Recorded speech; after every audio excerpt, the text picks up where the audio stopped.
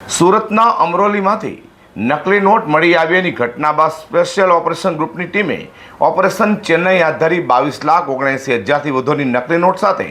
આરોપીઓને ઝડપી પાડ્યા બાદ તેઓને ફાઇનાન્શિયલ મદદ કરનારને પણ એસઓજી પોલીસની ટીમે ઝડપી પાડી રિમાન્ડ પર લીધો છે। સુરતના અમરોલીમાંથી વર્ષ 2023માં નકલી નોટ સાથે રાજસ્થાની આરોપીઓ શાંતિલાલ ભવરલાલ મેવાડા અને વિષ્ણુ મિશ્રીલાલ મેવાડા સાથે માઇકલ રાયવન ઉર્ફે રાહુલ પાસ્કલ ફર્નાન્ડિસ ઝડપાયા હતા, જેઓ પાસેથી પોલીસે 5,79,000થી વધુની નકલી નોટ કબજે કરી હતી અને તેઓની પૂછપરછ કરતા તેઓએ ચેન્નઈ ખાતેથી નકલી નોટ લાવતા હોવાની કબૂલાત કરી હતી, જેથી સ્પેશિયલ ઓપરેશન ગ્રુપની ટીમે ઓપરેશન ચેન્નઈ હાથ ધર્યું હતું અને ડુપ્લિકેટ નોટ બનાવનાર આરોપી સૂર્યા સેલ્વારાજને ચેન્નઈથી ઝડપી પાડ્યો હતો અને તેની પાસેથી 17 લાખની નકલી નોટો સાથે નકલી નોટ બનાવવાની સામગ્રી કબજે લીધી હતી। તો આ 22,79,000થી વધુની નકલી નોટ પ્રકરણમાં ઝડપાયેલા આરોપીઓને ફાઇનાન્શિયલ મદદ કરનાર તામિલનાડુના ચેન્નઈના પંપલ ખાતે અન્નાનગરમાં રહેતા મંગેશ્વરન